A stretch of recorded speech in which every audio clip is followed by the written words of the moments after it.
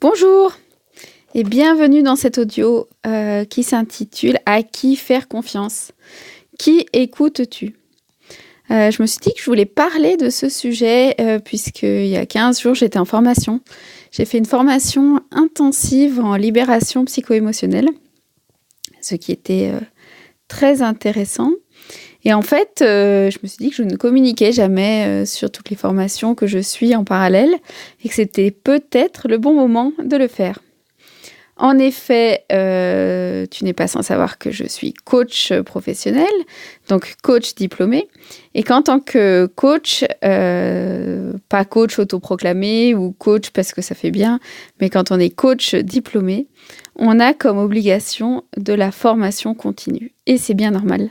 C'est-à-dire qu'il faut constamment se remettre en position de personnes formées, d'apprenants, pour construire petit à petit son parcours. On imagine bien, on espère en tout cas, que quand on va voir un médecin, un grand spécialiste, eh ben lui aussi continue la formation continue. Lui aussi s'intéresse, lit, assiste à des colloques pour suivre les évolutions de sa profession. Donc pour moi, c'est pareil et pour moi, c'est essentiel. En effet, moi, je te donne des conseils qui sont très importants puisque c'est les conseils qui, j'espère si tu les suis, sont ceux qui vont venir pouvoir transformer tes 2 années en 2 années extraordinaires, qui vont pouvoir augmenter ton niveau d'énergie, qui vont pouvoir augmenter ta concentration, augmenter ta motivation et du coup te permettre de transformer ces 2 années. Donc pour moi c'est essentiel et pour moi c'est essentiel que ce soit basé sur 2 aspects très importants et absolument indissociables. Premièrement, l'expérience. C'est-à-dire que donner des conseils simplement par empathie quand on se projette, c'est quelque chose de très bien. Mais je pense que l'expérience, le vécu, apporte un vrai plus. Et moi, la classe prépa, je l'ai vécu. Je ne l'ai pas très bien vécu d'ailleurs, donc c'est encore plus intéressant. Je l'ai vécu, j'en ai tiré beaucoup de leçons pour moi-même, mais je ne te donne pas uniquement le fruit de mon expérience. Le fruit de mon expérience, il me concerne moi, au moment où j'en étais sur mon chemin, au moment de ma maturité, de ma manière de voir les choses, de ma manière d'avoir procédé jusqu'à présent à 20 ans. Donc c'est une expérience qui me sert beaucoup à moi. C'est une expérience, évidemment, que je peux partager. Mais est-ce que c'est uniquement sur cette expérience que je peux te donner des conseils ? Je ne pense pas. Donc, moi, j'ai non seulement l'expérience, et en plus, je suis formée. Je suis formée au coaching, je suis formée à l'accompagnement. J'ai un recul suffisant, j'ai une vie professionnelle, j'ai une vie en entreprise, j'ai une vie entrepreneuriale. Bref, toutes ces expériences me permettent d'avoir le recul qui va me permettre de te donner une analyse pertinente, une mise en perspective et surtout de sortir les conseils que je te donne du prisme restreint de mon petit point de vue. Au contraire, j'essaie toujours d'aller voir dans les différentes cas de figure, les différents profils, les différentes personnalités, les différents points de blocage pour pouvoir te fournir le panel le plus étendu et que toi, tu puisses te reconnaître et faire la démarche active ensuite d'adapter les conseils. En fait, une deuxième raison pour laquelle je fais cet audio, c'est que je vois aussi trop souvent sur Internet et un peu partout des conseillers autoproclamés. Alors, il y a des choses qui ont l'air très sérieuses parce que c'est des grosses boîtes derrière que je ne vais pas citer, où chacun monte en épingle sa recette pour avoir eu une bonne note une fois à un concours ou une bonne note à une épreuve. Ou alors des gens qui partagent leur expérience, moi j'ai fait HEC, moi j'ai fait Polytechnique et je partage mon expérience. Bon, alors ça c'est très bien, c'est-à-dire que c'est intéressant.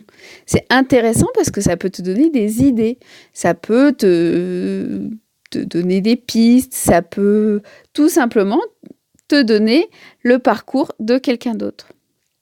Donc c'est intéressant, mais est-ce que c'est vraiment utile ? Et je pense que la nuance, elle est là. Et en fait, je pense pas que ce soit très utile. Parce qu'en fait, la réalité, elle est pas du tout la même. La réalité, elle est bien plus complexe qu'une recette. Parce que par exemple, si Jean, il te donne un conseil sur comment bien bosser ses maths, par exemple. Oui, bah moi, j'ai bossé 4 heures tous les samedis et du coup, j'ai fait toutes les annales et c'est bien parti. Bon, bah bien. Peut-être que ça a marché pour Jean, pardon. Mais en fait, toi, eh ben, tu vas passer 4 heures à faire les mêmes exercices. Et en fait, ce qui te bloque, c'est de la panique au début de l'épreuve. C'est que tu fais les exercices, mais que tu n'arrives pas à extrapoler ce qu'il va falloir faire dans d'autres exercices. Donc, bon, mis à part le fait de se dire j'ai fait comme Jean m'a dit, donc peut-être que par superstition, je vais avoir HEC ou Polytechnique. Eh bien, moi, je préférerais que tu te poses les bonnes questions et que tu analyses vraiment ce qui va bien dans ton parcours et ce qui bloque. Parce qu'une démarche copier-coller, moi, je n'y crois absolument pas. Tu peux essayer, tu peux me dire après ce que tu en penses, mais je n'y crois pas une seule seconde. Pour prendre un autre exemple, décidément dans cet audio, il y a beaucoup d'exemples sur le médecin.